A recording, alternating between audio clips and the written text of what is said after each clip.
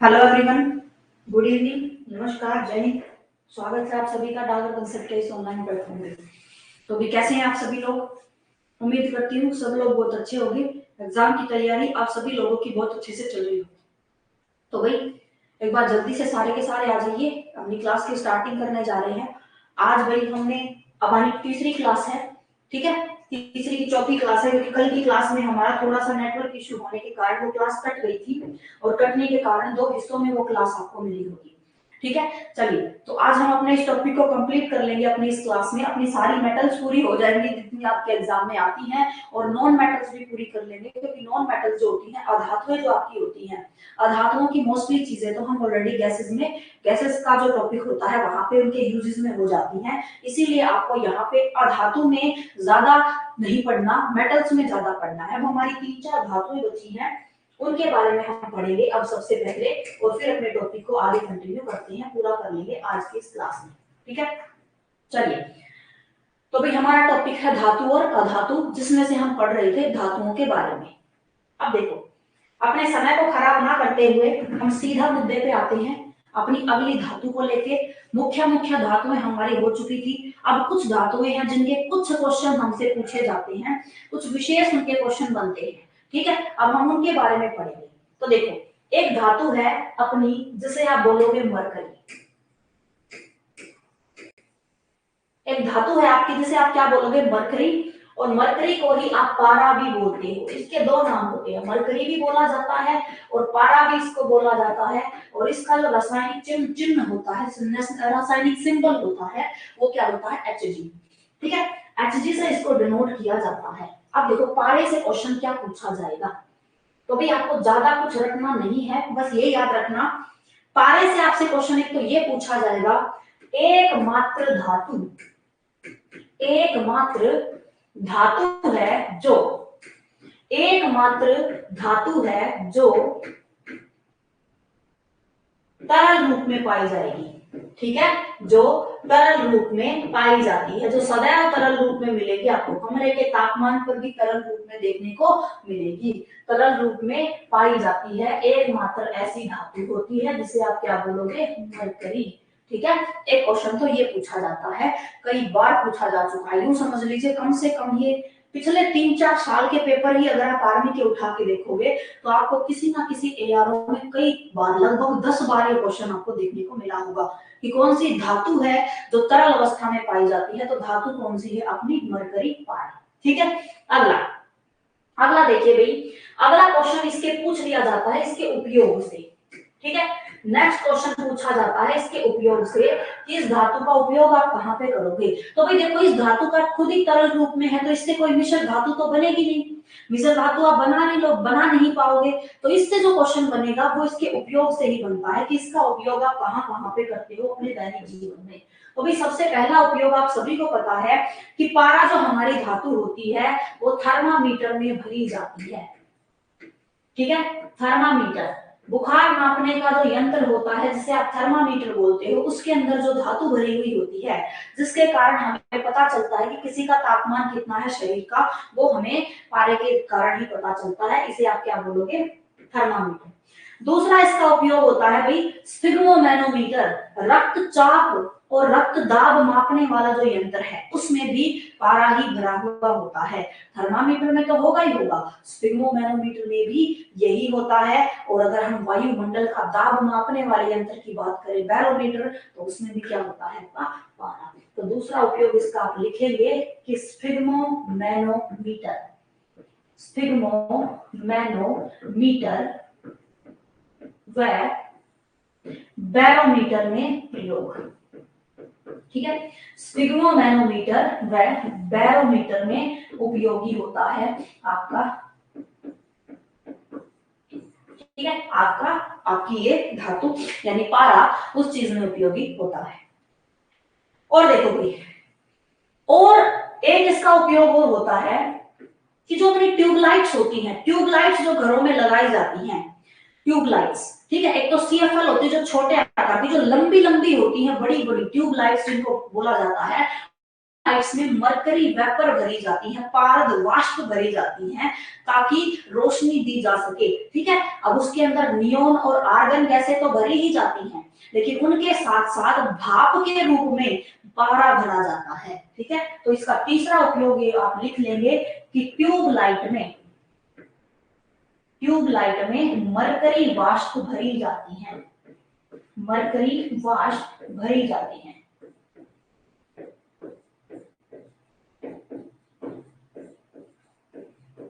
ठीक है, इनको भर देते हैं हम किसके अंदर, किसी भी ट्यूबलाइट के अंदर। ठीक है, तो पारे में आपको ये चीजें याद रखनी है, और आप ये बात याद रख लेंगे कि पारा जो है वो बहुत कम तापमान पर भी, भाई आपके मन में ये तो आता होगा कि थर्मामीटर वगैरह है, इनमें इसी को क्यों भरा जाता है, किसी और को भी तो भर सकते हैं।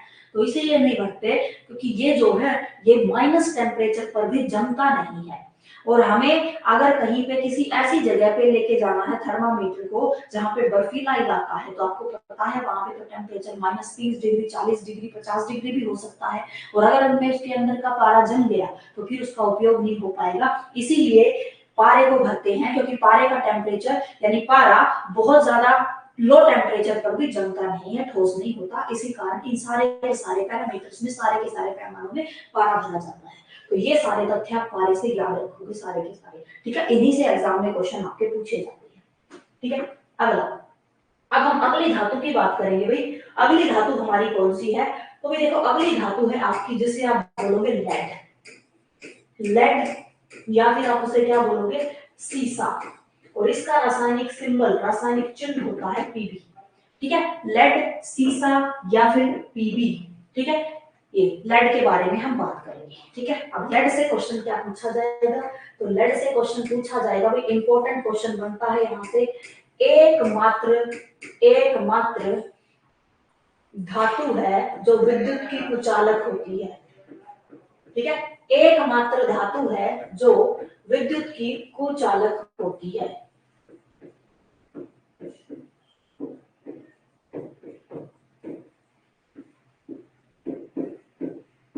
ठीक है, विद्युत की होती है ये कुचालक, विद्युत को अपने में से गुजरने नहीं देती, और ये क्वेश्चन पूछा जा सकता है एग्जाम में आप सभी लोगों से।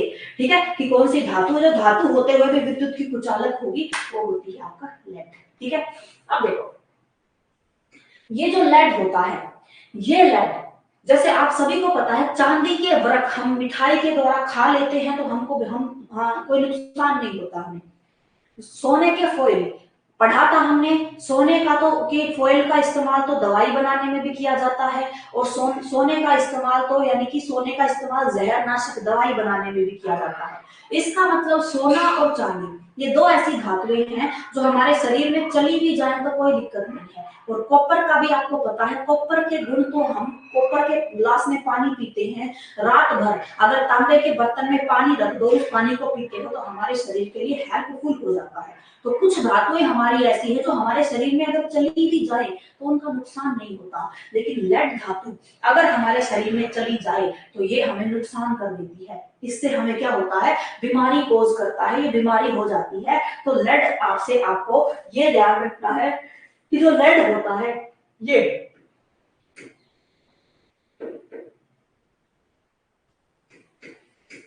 लेड के कारण एक रोग हो जाता है, मीना माता आप जिसे बोलते हैं, मीना माता रोग। ठीक है, मीना माता रोग, जो रोग कब होगा, पानी के जरिए होता है। पानी अगर आप पीते हो, अगर आपके पानी में लेड है, क्योंकि अक्सर लेड कंपनी और फैक्ट्रियों के अपशिष्ट से निकलता है, और अगर आपके घरों में ऐसा पानी आता है जो किसी नहर का है, तो सीधी सीधी बात है वो नहर कहीं ना किसी बड़ी कहीं दूसरी जगह से काट कर लाई होगी, और वो जगह अगर किसी फैक्ट्री एरिया से गुजरती है तो फिर सीधी सीधी बात है उसमें अपशिष्ट जरूर मिलाए जाते होंगे। जैसे राजस्थान में इंदिरा गांधी नहर का पानी आता है, इंदिरा गांधी नहर में पंजाब जोन से जब वो निकलती है, पंजाब से होके जब वो नहर आती है, तो पंजाब की सारी शुगर फैक्ट्रियों का सारा अपशिष्ट उसके अंदर मिल जाता है। उसके अंदर फ्लोराइड की और लेड की मात्रा बहुत ज्यादा है। अगर उस नहर के पानी को सीधा कोई पीने में इस्तेमाल कर लेता है तो उसके शरीर में लेड जमा हो जाएगा, और लेड होने के कारण फिर उसको मीना माता रोग हो जाता है। ठीक है, मीना माता रोग हो जाता है। और भाई ये रोग जो है, ये रोग सीधे सीधे तंत्रिका तंत्र को प्रभावित करता है। ठीक है, तो यह रोग तंत्रिका तंत्र को प्रभावित करता है।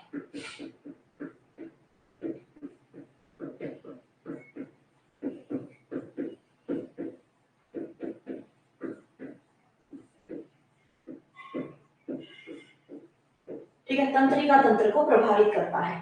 ये मीना माता बीमारी के बारे में भी आर्मी पूछ चुकी है कि मीना माता रोग किसकी अधिकता के कारण होता है, तो लेड की अधिकता के कारण। लेड या फिर सीसा दे दे ऑप्शन में, लेड दे दे, या फिर ऑप्शन में आपको रासायनिक चिन्ह दे दे, आप क्वेश्चन को ठीक कर दोगे। इसकी अधिकता के कारण मीना माता रोग होता है। और देखो भाई, अगर मान लो हम पानी ना पिए, कि भाई हम पानी तो हम अपना आरओ का पीते हैं, या फिर हम बारिश का पानी स्टोर करके पीते हैं, नहर बहर का पानी नहीं पीते, तो क्या लेड हमारे शरीर में नहीं जाएगा? और भी कुछ 2-3 ऐसे माध्यम हैं जिसके जरिए लेड आपके शरीर में जा सकता है। भाई आप सभी लोगों ने कभी ना कभी मैगी तो खाई होगी, मैगी। और कुछ ना सही, आप लोगों ने चॉकलेट जरूर खाई होगी, चॉकलेट, मैगी, चॉकलेट। और फीमेल्स जो होती हैं, आप सभी को पता है, वो लगाती हैं लिपस्टिक। तो ये जो चीजें हैं, लेड हो गया, मैगी, चॉकलेट और लिपस्टिक में भी लेड पाया जाता है। ठीक है, इनमें भी लेड होता है। तो अगर किसी आदमी के को पानी के जरिए ना सही, तो इनमें से किसी भी वस्तु के जरिए वो शरीर में जा सकता है, और फिर वही बीमारी करेगा, मीना माता रोग कोज कर देता है, मीना माता रोग हो जाता है। ठीक है, तो यहाँ तक आपको इनके बारे में समझ में आया होगा। लेड वगैरह से क्या क्वेश्चन पूछा जाएगा। ठीक है, अब हम करेंगे अपने तांबे के बारे में। ठीक है, इंपॉर्टेंट धातु है अपनी कॉपर, तांबा। चलिए तांबे के बारे में। तांबा, तांबे से क्या क्वेश्चन पूछे जाते हैं, तांबा। और तांबे को ही आप क्या बोलते हो, कॉपर। और इसका रासायनिक चिन्ह होता है Cu। ठीक है, कॉपर, या फिर आप इसे क्या बोलोगे, Cu से इसको डिनोट किया जाता है। तो देखो कॉपर से आपसे क्या क्वेश्चन पूछे जाएंगे। सबसे पहले तो कॉपर जो होता है, ये जो धातु है, सबसे ज्यादा विद्युत के तार जो बनाए जाते हैं वो कॉपर धातु से ही बनाए जाते हैं। हालांकि विद्युत की सबसे अच्छी सुचालक तो चांदी होती है, पर चांदी महंगी होने के कारण उसका उपयोग विद्युत तारों में नहीं किया जाता। विद्युत तारों में सबसे ज्यादा उपयोग किसका करते हैं हम, कॉपर का। आज के टाइम पे एल्यूमिनियम के तार भी आ चुके हैं, लेकिन एल्यूमिनियम के तार जो होते हैं वो जल्दी जल जाते हैं, कमजोर होते हैं, जल जल्दी जाते हैं, इसीलिए उनका उपयोग तो करते हैं, पर हल्के फुल्के उपकरणों में उपयोग किया जाता है। भारी मशीनों में, भारी उपकरणों में अभी तक तांबे के तारों का ही प्रयोग किया जाता है, क्योंकि तांबा जो होता है वो अपना उसका प्रतिरोध जो होता है, इसका प्रतिरोध जो होता है वो होता है एल्यूमिनियम के मुकाबले थोड़ा सा कम, यानी हीट थोड़ी ज्यादा देगा, और गर्म भी लेट होगा, और गर्म लेट होगा तो फिर जलेगा भी लेट। इसी कारण सबसे पहला तो तांबा जो अपना होता है, इससे आपसे क्या क्वेश्चन पूछे जाएंगे कि विद्युत तारों में सर्वाधिक प्रयोग किया जाता है। ठीक है, विद्युत तारों में सर्वाधिक प्रयोग किया जाता है।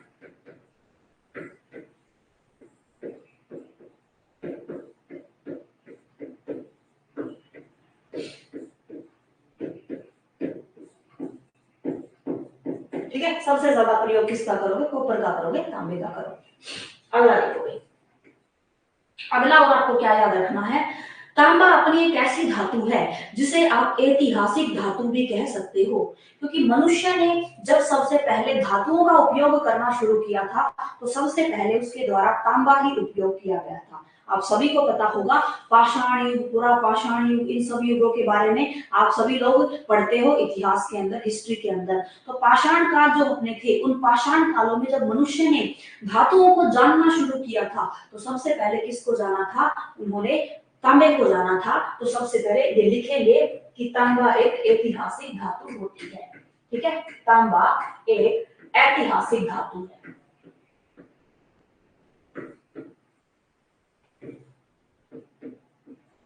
ऐतिहासिक धातु है, मनुष्य द्वारा सबसे पहले इसी का प्रयोग किया गया था।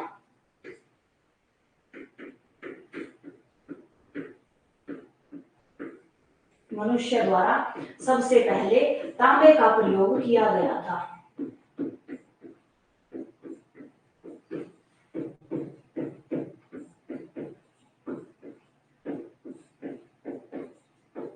ठीक है, तांबे का प्रयोग किया गया था सबसे पहले। ठीक है, ये तो कुछ इसके ऐतिहासिक तथ्य हो गए जो हमारे यानी कि हमेशा कॉमन कॉमन क्वेश्चन हमारे बन जाते हैं। ठीक है, सेहत के लिए अच्छा होता है, शरीर में चला जाए तो कोई दिक्कत नहीं है, अच्छा होता है। अब देखो और क्वेश्चन आपसे तांबे से क्या पूछे जाएंगे, तो देखो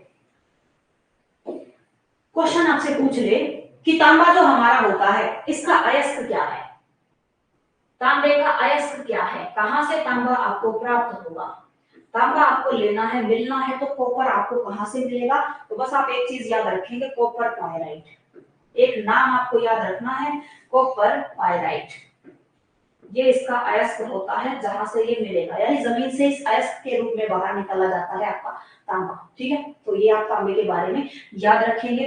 अब देखो तांबे की जो मिश्र धातुएं होती हैं वो हमारे लिए जरूरी है, तांबे की मिश्र धातुओं से क्वेश्चन पढ़े आते हैं। हालांकि मिश्र धातु में आप सभी लोगों को अलग से कराने की सोच रही हूँ, तो लेकिन फिर भी थोड़ा इसका जिक्र इधर भी कर लेते हैं। ठीक है, अलग से तो करेंगे ही एक जगह पे, सारी मिश्र धातु में सारी की सारी मिश्र धातु एक ही जगह पे एक ही क्लास में हो जाएंगी, लेकिन तांबे के बारे में यहाँ पे थोड़ा सा बात कर लेते हैं। ठीक है, तो मिश्र धातु, तांबे से कौन कौन सी मिश्र धातु बनती है। ठीक है, यानी तांबे को और किस धातु के साथ मिला दे कि एक नया उत्पाद हमें प्राप्त हो जाए, तो सबसे पहली जो मिश्र धातु तांबे की होती है, सबसे पहली मिश्र धातु है जिसे आप बोलोगे रोल गोल्ड, जिसे आप क्या बोलोगे, रोल गोल्ड, पहली मिश्र धातु होती है रोल गोल्ड, रोल गोल्ड। आप कहोगे गोल्ड, गोल्ड यहाँ कहां से आ गया, और गोल्ड यहाँ कहां से आ गया, क्या सोने के साथ मिलाते हैं। तो भाई पहली बात तो हम आपको एक चीज बता दें कि सोने के आभूषण बनाने में मैंने आपको बताया था कि सोने के आभूषण बनाने में एल्यूमिनियम, तांबा या चांदी तीनों में से किसी का भी मिश्रण किया जा सकता है, क्योंकि 24 कैरेट सोने के तो आभूषण बनते नहीं है, उसमें कुछ मिलावट करनी पड़ती है, और मिलावट ज्यादातर किसकी की जाती है, कॉपर की। तो सोने के साथ भी अगर कॉपर को मिला दो तो कोई दिक्कत नहीं है, परंतु ये जो है आपके सामने रोल गोल्ड, ये कोई वास्तविक गोल्ड नहीं है, सोना नहीं है, नाम बस इसका सोना है, इसमें सोना कहीं भी उपयोग नहीं होता। तो देखो रोल गोल्ड से क्वेश्चन तो आपसे ये पूछा जाता है कि इसे मूर्खों का सोना, रोल गोल्ड को मूर्खों का सोना या नकली सोना भी कहा जाता है। ठीक है, मूर्खों का सोना या फिर नकली सोना भी कह सकते हो।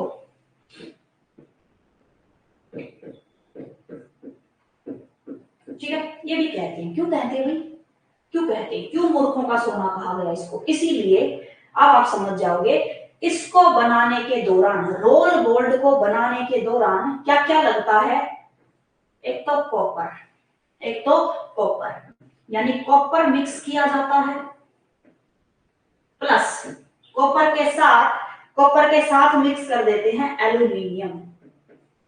ठीक है, कॉपर और एल्यूमिनियम इन दोनों को मिक्स किया जाता है और बन जाता है आपका रोल गोल्ड। अब आप ये बताओ कहां पे सोना इस्तेमाल हुआ है, दोनों धातु इस्तेमाल हुई हैं, कॉपर और एल्यूमिनियम। अब इन दोनों में से सोना कौन सा है, कोई सा भी नहीं है। आप कहोगे फिर तो ठीक कहा आपने, मूर्खों का ही सोना है, मूर्ख बनाने की बात है, नाम रख दिया सोना, और सोने का कहीं उपयोग इसके अंदर है ही नहीं। ठीक है, अब आपसे पूछ ले कितनी कितनी परसेंट, तो फिर 95% तो इसके अंदर होता है कॉपर यूज, और महज 5% इसके अंदर क्या होता है, एल्यूमिनियम का उपयोग। ठीक है, इसी कारण अब आपसे पूछ ले नकली सोना बनाने में कौन सी धातु ज्यादा इस्तेमाल करी जाती है, तो ज्यादा तो इस्तेमाल क्या करोगे, कॉपर, थोड़ी मात्रा में इस्तेमाल की जाती है आपकी एल्यूमिनियम। ठीक है, तो पहला तो हो गया आपका ये, आप सभी को पता है नकली सोना कहाँ पे इस्तेमाल होगा, नकली जेवर बनाने में। नकली जेवर जो 50-50 रुपए के, 100-100 रुपए के, 150-150 रुपए के जो नकली ज्वेलरी आ जाती है ना मार्केट में, वो सारी ज्वेलरी रोल गोल्ड के द्वारा ही बनाई जाती है।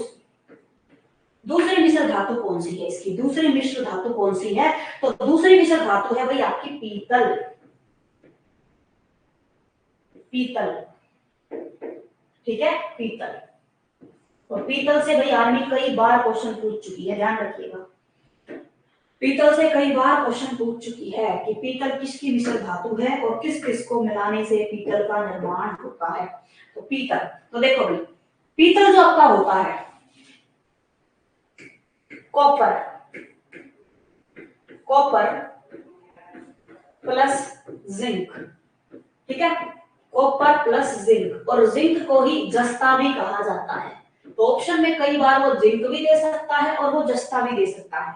तो कॉपर कैसे बनती है, कॉपर बनती है भाई, सॉरी, पीतल कैसे बनती है, कॉपर और जिंक को अगर आप मिला दो तो बन जाती है आपकी पीतल, बन जाती है। लगभग 70% मिलाना पड़ेगा आपको कॉपर और 30% आपको मिलाना पड़ेगा जिंक। इस अनुपात में इन दो धातुओं को मिलाओगे तो जो नई मिश्र धातु आपको प्राप्त होगी वो क्या प्राप्त हो जाएगी, पीतल प्राप्त हो जाएगी। और पीतल का उपयोग भी बर्तन बनाने में किया जाता है, ठीक है।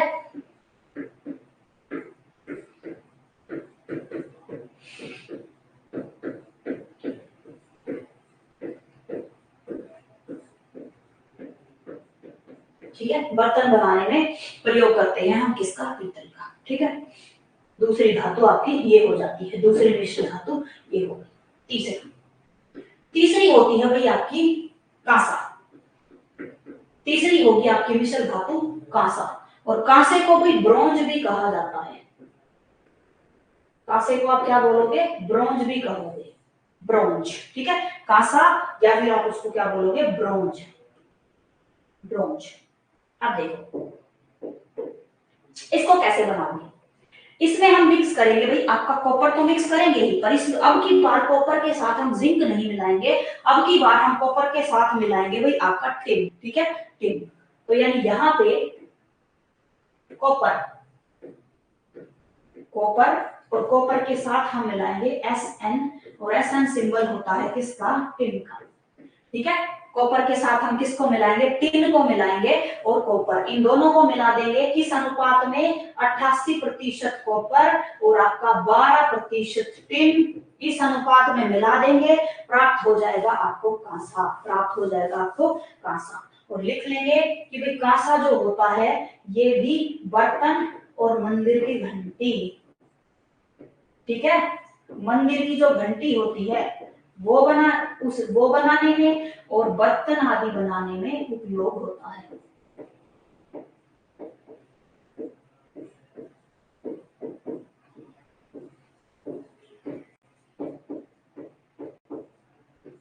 ठीक है, बर्तन बनाने में उपयोगी है, ये आपको इसकी याद रखनी है, ठीक है। चलो और एक लिख लेना, एक और लिखना है इसकी चौथा एक और इसका होता है मिश्र धातु, जिसे आप बोलोगे जर्मन सिल्वर, जर्मन सिल्वर, ठीक है, जर्मन सिल्वर। अब देखो जर्मन सिल्वर जैसे सोना था, नाम सोना हो गया पर सोना कहीं उपयोग ही नहीं हुआ, वैसे एक अपनी धातु है जर्मन सिल्वर, नाम सिल्वर है पर चांदी कहीं यूज ही नहीं होगी, ठीक है। क्वेश्चन पूछ ले आपसे नकली चांदी कौन सी कहलाएगी, तो नकली चांदी को आप क्या बोलोगे, जर्मन सिल्वर आप इसको बोलोगे, ठीक है। तो पहले तो इसके अंदर लिखेंगे इसको बनाने में क्या क्या इस्तेमाल किया जाता है, तो इसे बनाने में हम एक तो लेंगे कॉपर, क्या लेंगे, कॉपर लेंगे, उसके साथ कुछ मात्रा में हम क्या मिलाएंगे, जिंक मिलाएंगे, कुछ मात्रा में क्या मिलाई जाती है, जिंक, और प्लस में हम कुछ मात्रा में मिलाते हैं आपका निकल, ठीक है, आपका निकल, निकल, ठीक है। तो कॉपर, जिंक और निकल, ये तीन चीजें मिला दी जाती हैं, और इन तीन चीजों के मिलने से जो आपका मिश्रण बनता है, हेलो भाई अजीत जी बहुत बहुत प्रणाम, ठीक है। इनसे क्या बनती है आपकी जर्मन सिल्वर। 50% आप यूज करोगे कॉपर, 50% कॉपर मिलाओगे, 30% आपको मिलानी है जिंक और 20% आपको मिलाना है निकेल। इस अनुपात में इन तीन चीजों को मिलाओगे तो आपकी जर्मन सिल्वर बन जाएगी, तो इसे आप बोलोगे नकली चांदी, ठीक है, नकली चांदी कहते हैं, नकली चांदी कहते हैं, जिसमें नकली चांदी कहते हैं जिसमें चांदी की मात्रा 0 होती है, जिसमें चांदी की मात्रा 0% होती है। क्वेश्चन आपसे ऐसे ही पूछा जाता है, वो कौन सी चांदी है जिसमें चांदी की मात्रा 0% होती है, या फिर आपसे ऐसे पूछ लेंगे जर्मन सिल्वर में चांदी की मात्रा कितने प्रतिशत होती है। तो ध्यान रखेंगे नाम सिल्वर है, सिल्वर उपयोग कहीं पे भी नहीं हो रही है। ठीक है, ये चीजें आपको कॉपर में याद रखनी है, तांबे में याद रखनी है। ठीक है, ध्यान रख लीजिएगा, तांबे के इन्हीं मिश्र धातुओं से बार बार क्वेश्चन आते रहे हैं आपके एग्जाम में। अगला लिखेंगे आप जिंक के बारे में। ठीक है, दो तीन धातुएं और बची हैं आपकी बस, एक तो जिंक करेंगे, एक हम यूरेनियम करेंगे, एक हम थोरियम करेंगे बस। और धातुएं हमें नहीं करनी, और हम कर चुके हैं। और बाकी धातुएं हमारी ऐसी धातुएं हैं जो रेडियो सक्रिय धातुएं हैं, रेडियो धर्मी है। उनका उपयोग आज तक हमारे यानी साइंटिस्ट भी नहीं कर पाए हैं, तो हम तो उनका उपयोग कहाँ कर लेंगे, हम तो उनका उपयोग भी कर ही नहीं सकते। ठीक है, तो अनुपयोगी धातुएं हैं, अब तक उनका कोई उपयोग नहीं हो पाया है। तो देखो सबसे पहले जिंक, जिंक से आपको क्या याद रखना है, तो देखो अब जिंक मिला के हमने क्या बनाया था, थोड़ी देर पहले मिश्र धातु मिलाई थी, कॉपर के साथ जिंक मिला के हमने पीतल बनाया था। तो पीतल के बारे में इधर नहीं पढ़ेंगे, ठीक है, अब इधर नहीं पढ़ेंगे। जिंक के बारे में आपको क्या याद रखना है कि भाई जिंक के अयस्क आपको याद रखने हैं, इसके अयस्क जरूरी हैं कि जिंक के कौन कौन से अयस्क हैं, इसके अयस्कों का उपयोग ज्यादा किया जाता है। तो देखो जिंक के अयस्क कौन कौन से हैं, सबसे पहला इसका अयस्क होगा जिसे आप बोलोगे जिंक सल्फाइड, जिसे आप क्या बोलोगे, जिंक सल्फाइड। पहला अयस्क है इसका जिंक सल्फाइड आपका। ठीक है, जिंक सल्फाइड समझ में आ गया होगा आपको। इसका पहला अयस्क कौन सा है, जिंक सल्फाइड। अब देखो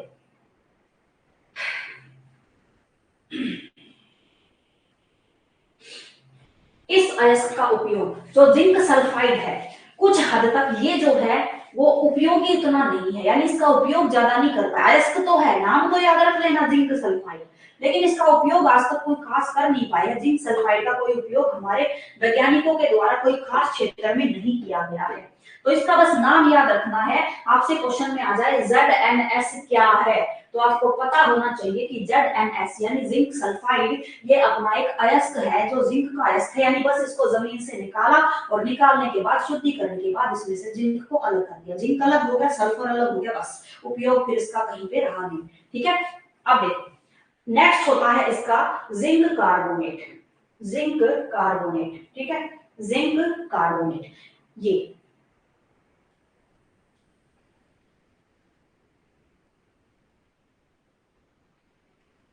बाबूलाल यादव जी वन लाइनर ही रखते रहिएगा आप, ठीक है, आप वन लाइनर ही रखते रहिएगा।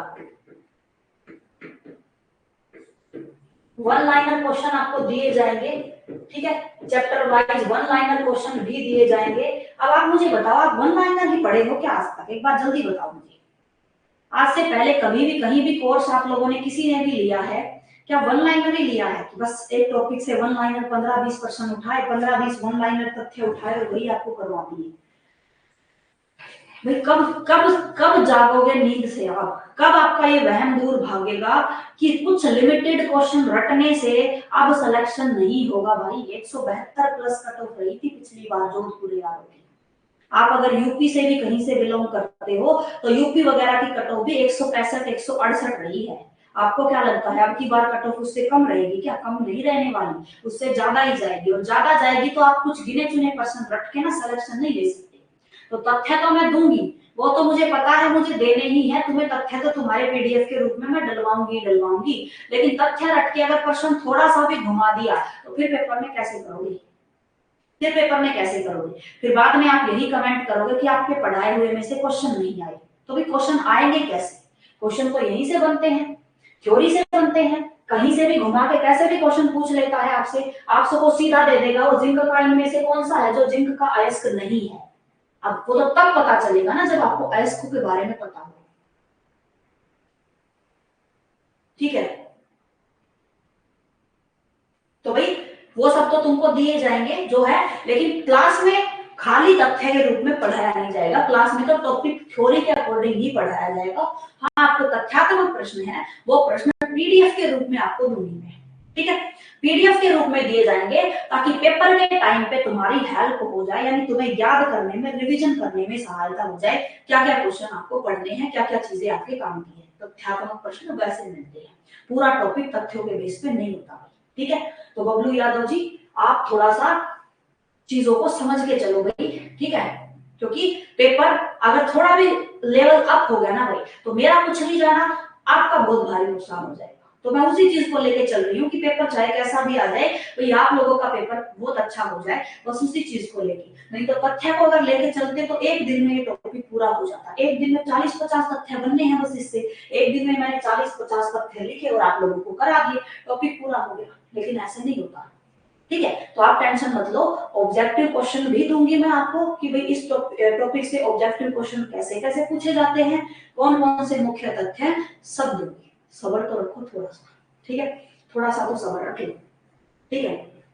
चलो जिंक कार्बोनेट, तो देखो जिंक कार्बोनेट, बस इसके बारे में आपको याद क्या रखना है, ये नकली दांत बनाने में उपयोगी है, ठीक है, नकली दांत बनाने में उपयोगी।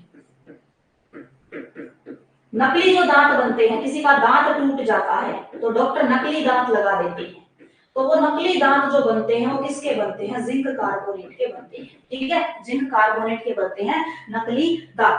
और ये जिंक कार्बोनेट पृथ्वी से सीधे प्राप्त किया जाता है, बाद में मिक्स करके नहीं बनाया जाता, ठीक है। तो याद रखेंगे जिंक कार्बोनेट का ये काम होता है। और एक चीज और याद रखेंगे आप इसके बारे में कि जिंक कार्बोनेट को जिंकाइट भी कहा जाता है, इसे जिंकाइट भी कहा जाता है, इसे जिंकाइट भी कहा जाता है,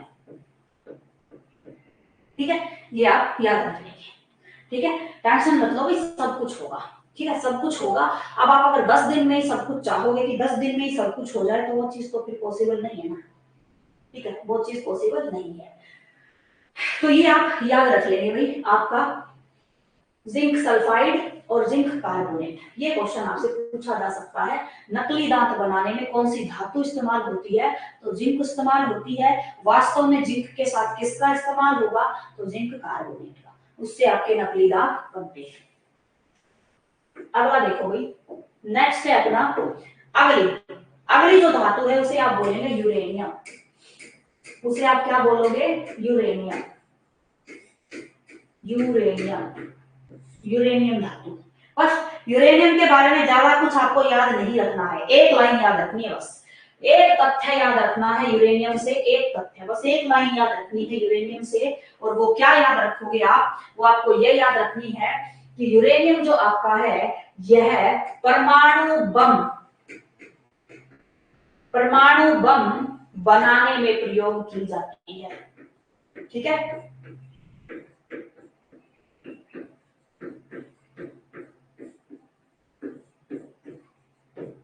परमाणु बम बनाने में प्रयोग की जाती है आपकी यूरेनियम धातु, ठीक है।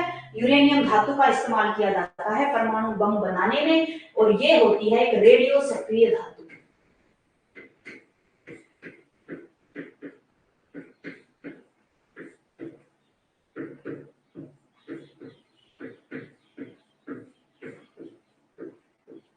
ठीक है। ये रेडियो सक्रिय धातु होती है, ठीक है, बस इतना याद रखना। और यूरेनियम में कुछ याद नहीं रखना, एक तथ्य ये याद रखना है कि भाई परमाणु बम बनाती है, दूसरा इसको जलाओगे तो इसमें से हानिकारक किरणें निकलती हैं, इसी कारण इसको बोल दिया जाता है रेडियो सक्रिय धातु। अगला देखो, नेक्स्ट है आपकी थोरियम, अगली आपकी धातु है थोरियम,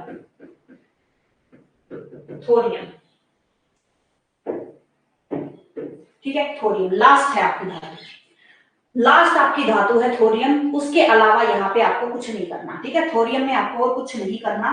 तो देखो थोरियम जो आपका है, थोरियम जो आपकी धातु है, इसमें आपको याद क्या रखना है, क्या याद रखोगे आप इसको, तो देखो सबसे पहले भाई जो थोरियम आपकी धातु है, इसमें आपको याद रखना है कि थोरियम जो धातु है ये भी रेडियो सक्रिय है। अगर किसी देश के पास यूरेनियम नहीं है, यूरेनियम बहुत महंगी धातु होती है भाई, हर देश के पास है भी नहीं। अगर किसी देश के पास यूरेनियम धातु नहीं है तो वो बम बनाने के दौरान फिर किस धातु का उपयोग करेगा, वो उपयोग करेगा थोरियम का। ठीक है, तो याद रखेंगे कि यह जो धातु है, यह धातु भी रेडियोधर्मी धातु होती है। ठीक है, रेडियोधर्मी धातु होती है आपकी थोरियम। और एक क्वेश्चन और पूछेंगे, भारत में भरपूर मात्रा में थोरियम पाया जाता है। भारत में थोरियम के बहुत बड़े भंडार हैं। ठीक है, थोरियम के भरपूर भंडार हैं।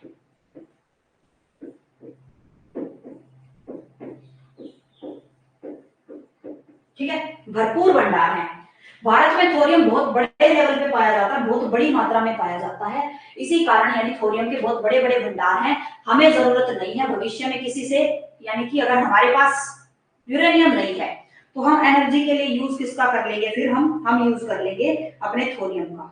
ठीक है, तो ये बात आप याद रखेंगे सभी के सभी। ठीक है,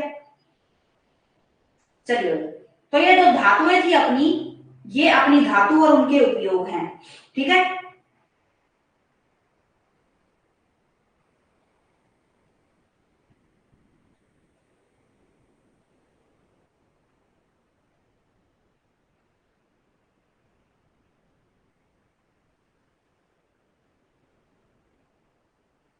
चलिए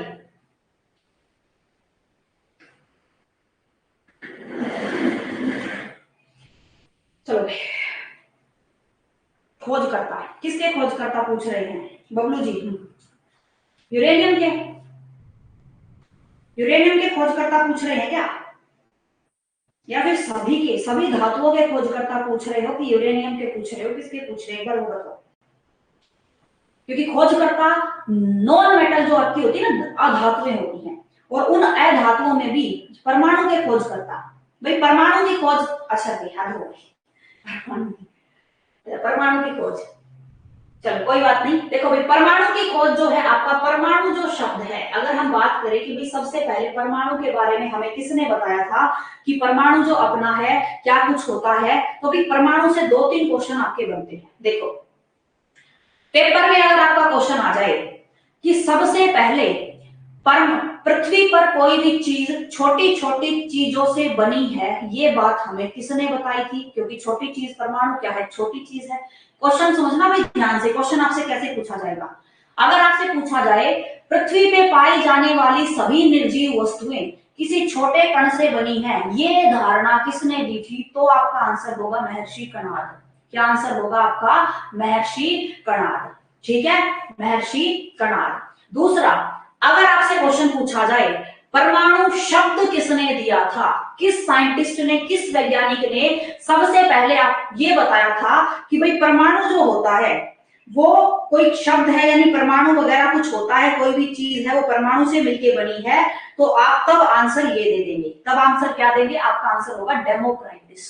तब आपका आंसर क्या होगा, डेमोक्राइटिस। लेकिन अगर आपसे पूछा जाए कि परमाणु की खोज किसने की थी, सबसे पहले परमाणु की खोज किसने की थी, तो फिर आपका आंसर क्या आ जाएगा, तो फिर आप आंसर दोगे जॉन डाल्टन। ठीक है, अब देखो मैं बता देती हूं, इधर लिख देती हूं। देखो, सबसे पहले परमाणु का जिक्र, परमाणु का जिक्र यानी सबसे पहले किसने हमें बताया था कोई छोटी छोटी चीज है, कुछ होता है हमारे आसपास, तो आपका आंसर होगा महर्षि कणाद। ठीक है, क्वेश्चन आ जाए परमाणु की खोज किसने की थी, परमाणु की खोज किसने की थी, तो फिर आपका आंसर क्या आ जाएगा, जॉन डाल्टन। आपका आंसर क्या आ जाएगा, जॉन डाल्टन। और क्वेश्चन आपसे पूछा जाए कि परमाणु को परमाणु नाम किसने दिया था, परमाणु का नामकरण किसने किया था, तो परमाणु शब्द का सबसे पहले प्रयोग, परमाणु शब्द सबसे पहले दिया था आपके डेमोक्राइटिस। ठीक है, डेमोक्राइटिस नामक साइंटिस्ट ने। ये 3 क्वेश्चन आपके परमाणु की खोज से बनते हैं, तीनों बार में पूछ चुकी है भाई, कणाद, महर्षि कणाद के बारे में भी पूछ चुकी है। तो ध्यान रखेंगे, क्वेश्चन पूछ लिया जाए कि कौन से किसने सबसे पहले हमें बताया था कि प्रत्येक वस्तु कुछ छोटे कणों से बनी है, महर्षि कणाद ने। परमाणु को खोज सबसे पहले खोजा किसने था? जॉन डाल्टन ने। परमाणु को परमाणु नाम किसने दिया था? डेमोक्राइटस ने। इस तरह से 3 क्वेश्चन आपके होंगे। हाँ, जीडी में आता है, बबलू यादव जी, जीडी में आया है, कणाद वाला जीडी में आ चुका है, ठीक है, ये महर्षि कणाद वाला जीडी में आ चुका है। तो आप खाली एक जॉन डाल्टन पे यहाँ, जॉन डाल्टन वाला तो कम से कम 5-6 बार ही आ चुका है, ये तो कई बार आ चुका है। महर्षि कणाद वाला भी 1-2 बार आ चुका है, ठीक है। तो आप दोनों तीनों नाम याद रखेंगे, ठीक है, दोनों तीनों नाम याद रखेंगे, टेंशन मत लीजिएगा, ठीक है। चलो भाई, नेक्स्ट है अपना धातुएं सारी आपकी हो चुकी हैं, इंपॉर्टेंट सारी की सारी।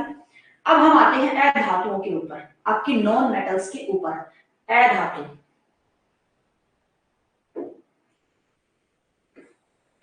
अधातु, ठीक है, अधातुएं क्या क्या होंगी आपकी। और भाई सीधी बात है, आप सभी लोगों को मैं बता दूं तो कल तो हो जाएगा संडे। अब संडे के दिन आपको पता है भाई क्लास नहीं लगती, ठीक है। मंडे को की शाम को, यानी मंडे की शाम जब होगी, शाम के टाइम पे इस टॉपिक के धातु अधातु के और आपको कुछ और टॉपिक्स के जो अब तक हुए हैं, तथ्यात्मक प्रश्न, वन लाइनर प्रश्न पीडीएफ के रूप में मिल जाएंगे, ठीक है, ठीक है।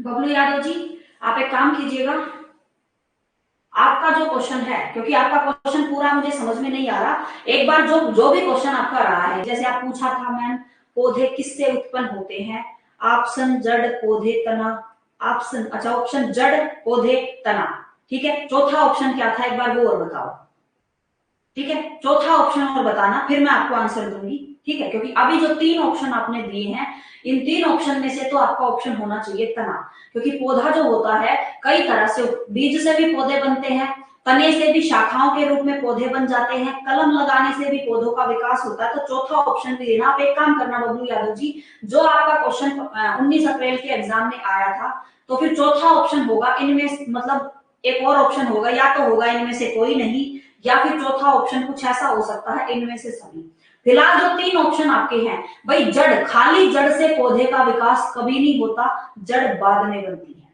पौधा, और पौधा तो खुद में अपने आप में क्या है, एक खुद में प्लांट बन चुका है, तो वो दूसरे पौधे को जन्म कैसे देगा? वो दूसरे पौधे को जन्म तभी तो दे सकता है ना, या तो उसका कोई बीज कहीं पे गिरे, ठीक है, या तो बीज कहीं पे गिरे। कोई नहीं था ऑप्शन में, कोई नहीं था, तो फिर आपका, फिर ऑप्शन आपका कोई नहीं। चौथा, अगर चौथा ऑप्शन ये था ना कि इनमें से कोई नहीं, फिर आपका ऑप्शन होता इनमें से कोई नहीं, ठीक है।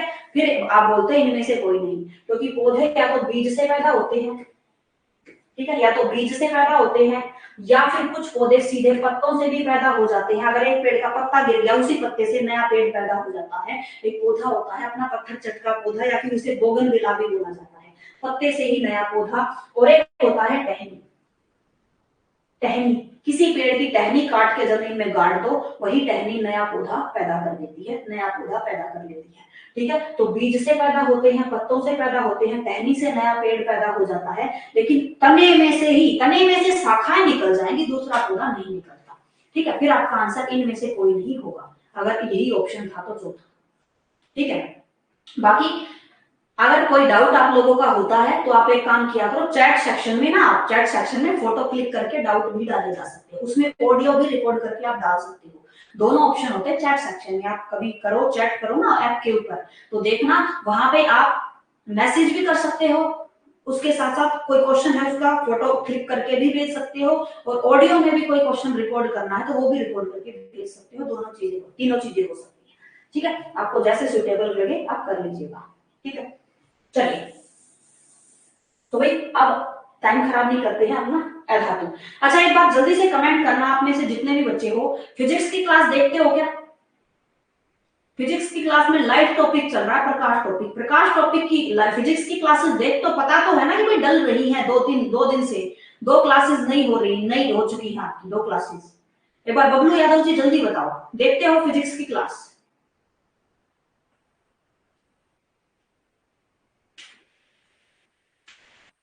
अच्छा देखते हो वहां कोई इशू है, वहां कोई प्रॉब्लम कोई दिक्कत है तो एक बार बताओ।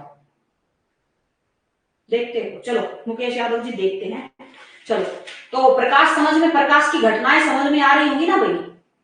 अब देखो मैं लाइव में आने कभी, आपको पता है कल तो नेटवर्क इशू था ही, नेटवर्क इशू था जिसके कारण यानी कि लाइव चल ही नहीं रही थी। कल तो चलती चलती क्लास ही बीच में कट गई थी, जिसके कारण करना पड़ा हमको थोड़ा सा यानी कि रिकॉर्डेड पे देना पड़ा कि भी बच्चे कम से कम क्लास तो देख ले, जैसे भी देखे किसी भी तरह से देखे।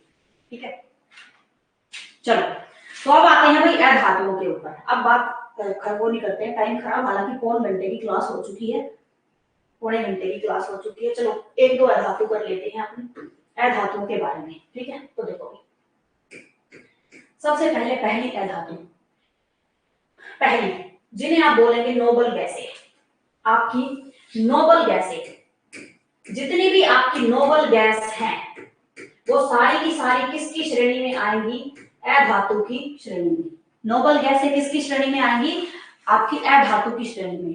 आपकी हीलियम, आपकी आर्गन, आपकी जिनोन, आपकी क्रिप्टोन, आपकी रेडोन, तीनों जो छह की छह धातुएं हैं, ये छह की छह धातुएं अधातुएं किस श्रेणी में आती हैं? नोबल गैस की श्रेणी में। और नोबल गैस के सारे उपयोग हमने गैसों में पहले ही कर लिए थे, पता है ना भाई, सबने क्लास देखी होगी ना गैस वाली।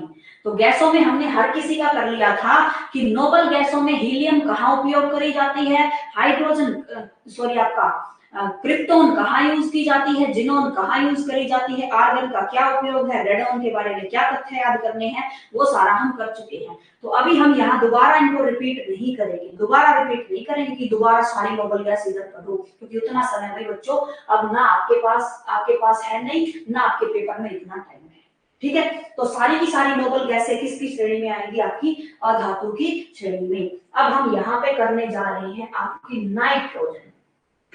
नाइट्रोजन यहाँ पे करेंगे क्योंकि नाइट्रोजन से कुछ क्वेश्चन बनते हैं जो आर्मी जीडी बार बार पूछती है। नाइट्रोजन यहाँ पे करके चलेंगे हम तो अपनी। ठीक है नाइट्रोजन, ठीक है नाइट्रोजन, नाइट्रोजन से तथ्यात्मक प्रश्न लिखवाऊंगी बबलू यादव जी। ठीक है ज्यादा कुछ नहीं लिखना, तथ्य लिखने हैं आपको, तथ्यात्मक प्रश्न नाइट्रोजन से याद रखनी है। ठीक है अब देखो नाइट्रोजन क्या क्या होता है। पहला तथ्य लिखेंगे नाइट्रोजन के बारे में,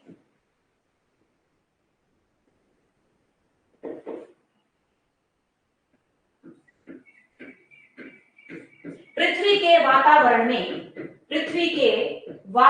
में सर्वाधिक पाई जाने वाली धातु है। ठीक है पृथ्वी के वातावरण में सबसे ज्यादा पाई जाने वाली क्या है? अधातु होती है। पहला प्रश्न तो आपका यही हो गया, पृथ्वी के वातावरण में सर्वाधिक पाई जाने वाली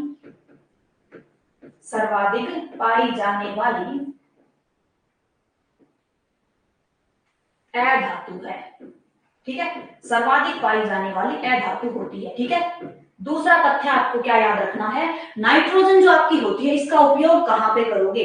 तो भाई नाइट्रोजन जो आपकी होती है चिप्स के पैकेट में भरी जाती है, चिप्स के पैकेट में भरते हैं। अब ये बताओ ये क्वेश्चन आर्मी में पूछा जा चुका है कि नहीं? कई बार पूछ चुके हैं ना, चिप्स के पैकेट में भरते हैं।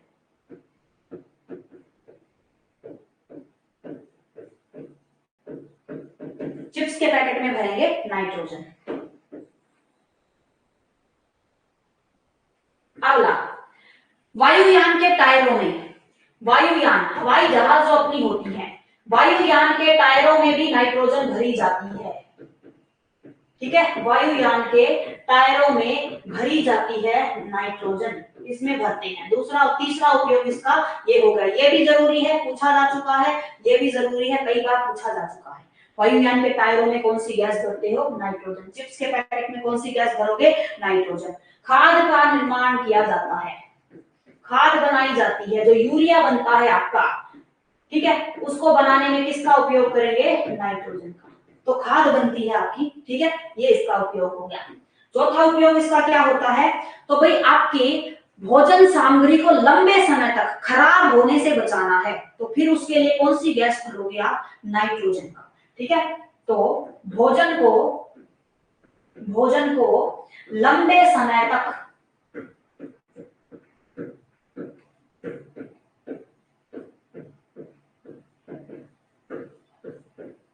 सड़ने से बचाने में, ठीक है, सड़ने से बचाने में प्रयोग की जाती है। ठीक है,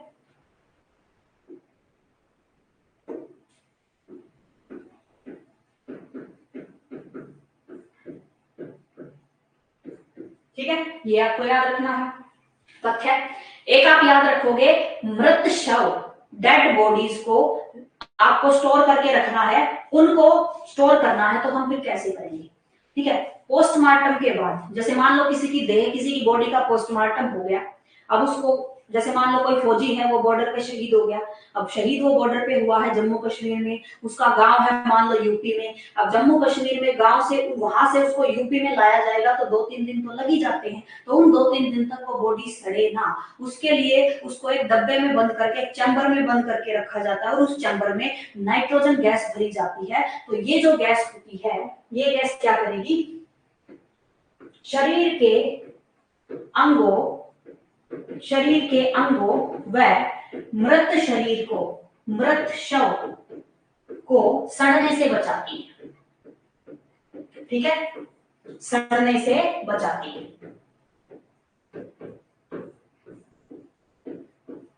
ठीक है, मृत शरीर को सड़ने से बचाएगी और शरीर के अंगों को सुरक्षित रखेगी। अंग कैसे?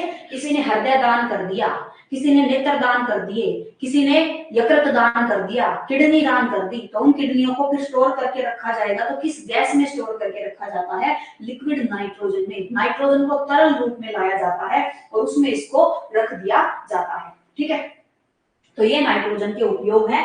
एक और लिख लीजिएगा, लिंग कोशिकाओं को, लिंग कोशिका, लिंग कोशिका, जैसे आप सभी को पता होगा, गाय भैंसों को इंजेक्शन लगाए जाते हैं ताकि वो, अच्छा ऐसे ही कह रहे थे, चलो ठीक है, चलो ठीक है। अब देखो बबलू जी, देखो मेन बात ये होती है ना कि जैसे अयस्क वगैरह तो फिर करवाने पड़ते हैं, वो मेरी मजबूरी है कि वो चीजें करानी पड़ती हैं। तो ये जो गैसें हैं ना अपनी अधातु, इसमें से ऐसे तथ्यात्मक प्रश्न बनते हैं, वो मैंने पहले ही बता दिया था कि अधातु में बनेंगे ऐसे प्रश्न। ठीक है, चलो, तो लिंग कोशिका, लिंग कोशिका होती है भाई, जैसे कि मान लो शुक्राणु, आप सभी को पता ना, गाय भैंसों को इंजेक्शन लगाते हैं डॉक्टर कि वो, यानी कि आगे चल के अपने बछड़े को जन्म दे। ठीक है, बछड़े को जन्म दे, गर्भवती हो जाए, गर्भ धारण कर ले, इसके लिए डॉक्टर इंजेक्शन लगाते हैं। उस इंजेक्शन में होते हैं उसी जीव के नर की लिंग कोशिकाएं उसमें होती हैं, और आप देखते होंगे डॉक्टर एक बड़े से डब्बे में वो इंजेक्शन रख के लेके आता है, और उस डब्बे को जब खोलते हैं उसमें से धुआं धुआं सा निकलता है, तो वो धुआं क्या होता है? वो नाइट्रोजन गैस ही भरी होती है। ठीक है, तो लिंग कोशिकाओं को इसी गैस में संचित किया जाता है।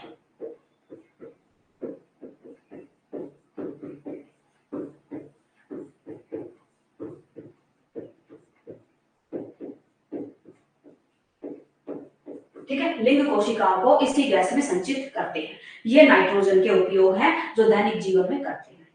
ठीक है, अब देखो, तो नाइट्रोजन के इतने सारे उपयोग आपके किए जाते हैं। दूसरी आपकी अधातु है जिसे आप बोलेंगे फास्फोरस। ठीक है, दूसरी आपकी धातु होती है जिसे आप क्या बोलोगे? फास्फोरस। कि फास्फोरस से क्या क्वेश्चन आपके पूछे जाएंगे, तो भाई फास्फोरस भी जरूरी है आपका, तो फास्फोरस से क्वेश्चन आपको पढ़ने हैं।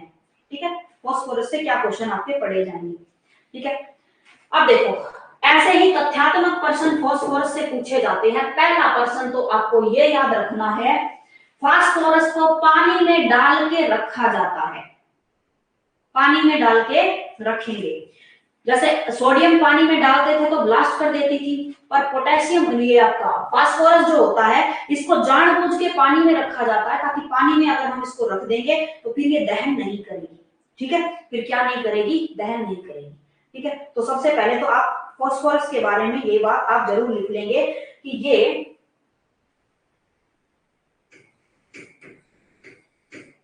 पानी में डालकर रखी जाती है, पानी में डालकर संचित की जाती है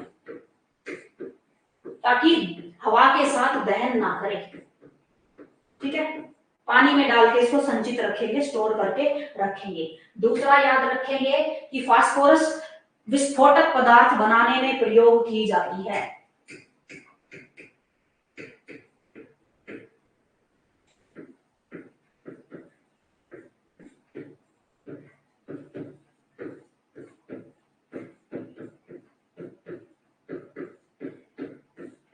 ठीक है, विस्फोटक पदार्थ, कारतूस वगैरह ये सब बनाने में, विस्फोटक जो ब्लास्ट करे, धमाका करे, उसको बनाने में किसका उपयोग करते हो?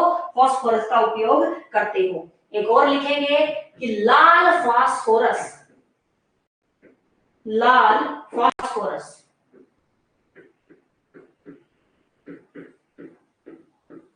लाल फास्फोरस का प्रयोग माचिस की तीली बनाने में किया जाता है।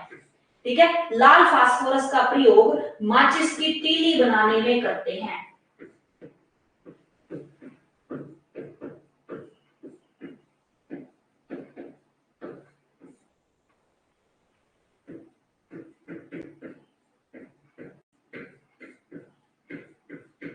ठीक है, माचिस की तीली बनाने में लाल फास्फोरस का प्रयोग करते हैं। ठीक है, तो फास्फोरस के बारे में ये तथ्य दो, बस ये माचिस की तीली वाला क्वेश्चन जरूर याद रखना भाई। ये क्वेश्चन कई बार पूछ चुके हैं आर्मी वाले कि भाई माचिस की तीली बनाने में आप किसका प्रयोग करते हो? तो तीली बनाने में हम किसका उपयोग करते हैं? फास्फोरस का उपयोग करते हैं। ठीक है, उसके बाद देखो, उसके बाद आपको याद रखना है, एक आपको क्लोरीन के बारे में याद रखना है। ठीक है, क्लोरीन, ऑक्सीजन हम कर चुके हैं, हाइड्रोजन हम कर चुके हैं, हीलियम हम कर चुके हैं, कार्बन डाइऑक्साइड, कार्बन मोनोऑक्साइड, ये सारी की सारी अधातुएं हैं जिनके बारे में हम कर चुके हैं। तो अब हम दोबारा नहीं करेंगे, अब हम यहाँ पे करेंगे क्लोरीन के बारे में।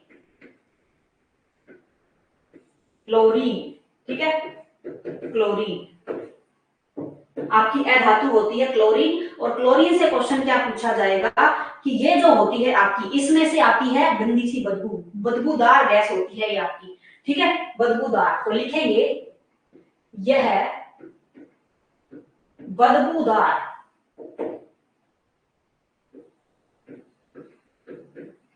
बदबूदार गैस होती है।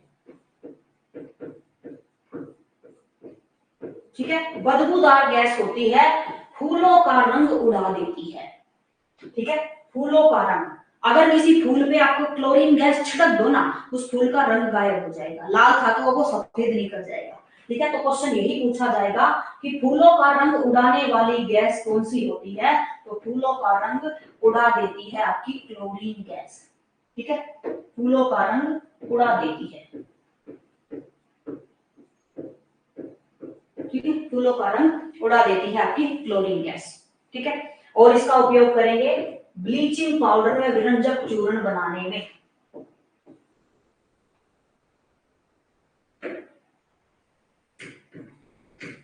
ब्लीचिंग पाउडर व विरंजक चूर्ण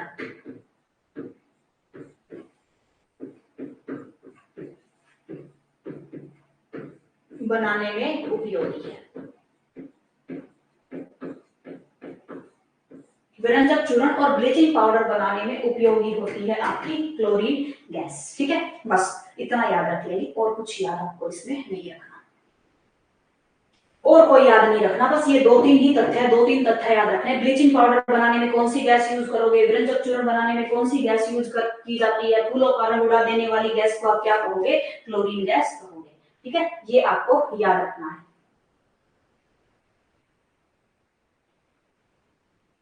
ठीक है, अब देखो नंबर 4, नंबर 4 जो आपकी है उसको आप बोलोगे सल्फर। ठीक है, चौथी आपकी होती है अधातु, जिसे आप बोलोगे सल्फर।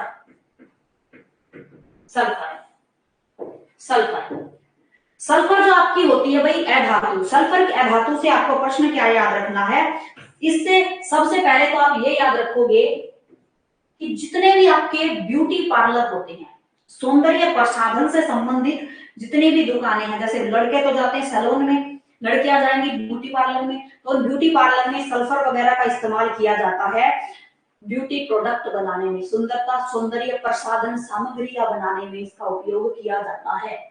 प्रसाधन सामग्री, सौंदर्य सामग्री, ठीक है, प्रसाधन सामग्री बनाते हैं, बनाई जाती है। ठीक है, प्रसाधन सामग्री बनाई जाती है आपकी सल्फर से। इसका उपयोग त्वचा संबंधी दवाई, चमड़े पे, आपकी स्किन पे,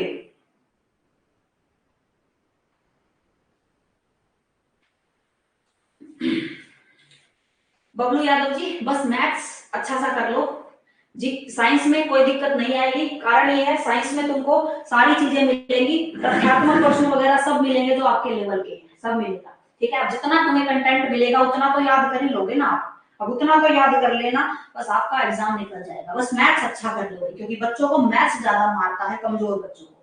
ठीक है, तो आप याद रखेंगे कि भाई सल्फर जो आपका होता है, इसका उपयोग कहाँ पे करोगे? त्वचा संबंधी दवा बनाने में, त्वचा संबंधी दवाई बनती है, दवा बनती है।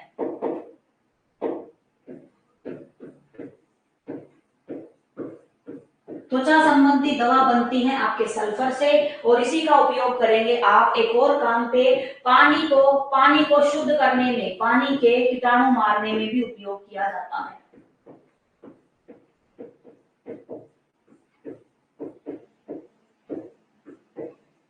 ठीक है, पानी के कीटाणु मारने में भी उपयोगी है आपकी सल्फर। ठीक है, ये आप याद रख लेंगे। ठीक है,